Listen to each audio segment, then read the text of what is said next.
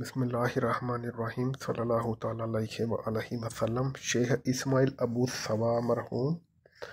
جو کہ مدینہ پاک میں 40 سال تک خدمت کرتے رہے زائرین کی، جو کہ مدینہ پاک میں عمرہ شریف کے لیے آتے تھے،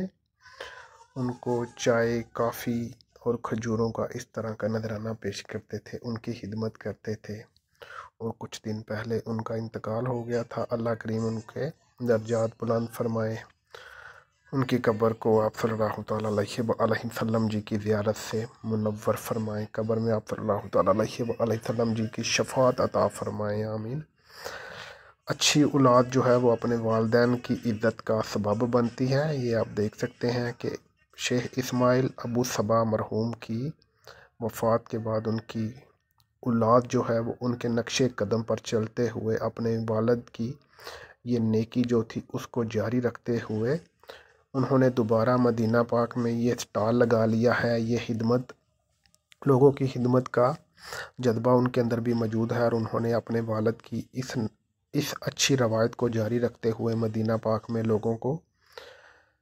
کافی چائے، کافی اور کھجوریں اور اس طرح کی جو چیزیں ان کی خدمت میں پیش کر رہے ہیں۔ تو آپ سب کے لیے ایک تو سبق یہ ہے کہ اپنے والدین کی اچھی عادات کو ضرور اپنانا چاہیے، اور اگر وہ فوت ہو چکے ہیں تو پھر تو کنفرم ان کی اچھی عادات کو اپنائیں، اور ان کے جو دوست احباب ہیں ان کو بھی ملتے جلتے رہیں اور ان کو بھی اپنی دعاؤں میں یاد رکھیں، ان کے ساتھ اچھا آپ کا لین دین برتاؤ ہونا چاہیے۔ یہ شیخ اسماعیل ابو صبا صاحب کی ایک اچھی اولاد ہے جو کہ آپ دیکھ سکتے ہیں، اور انہوں نے ایک اچھا کام جو ہے وہ جاری و ساری رکھا ہے۔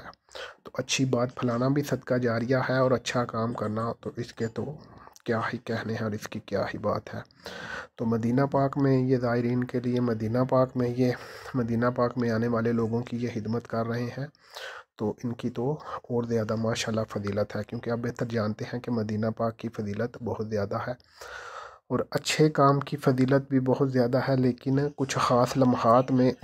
اگر وہ کام کیا جائے تو اس کی فضیلت برکت اور بڑھ جاتی ہے، اور اگر وہ اس کا مقام اچھا ہو تو مزید اس میں برکات اور اس کی فضیلت بڑھ جاتی ہے۔ تو یہ انہوں نے دوبارہ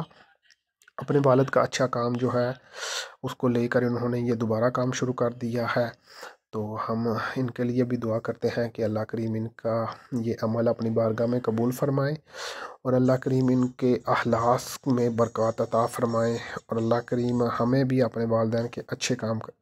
جو ہے ان کو کاپی کرنے کی اور ان کو ساتھ لے کر چلنے کی توفیق عطا فرمائے، اور اللہ کریم ہمیں بھی جذبہ خدمت خلق جو ہے وہ مزید عطا فرمائے، اور ہمیں اخلاص کے ساتھ لوگوں کی خدمت کرنے کی توفیق عطا فرمائے۔ آخر پر دعا کرتے ہیں اللہ کریم فلسطین کو آزادی عطا فرمائے، آمین۔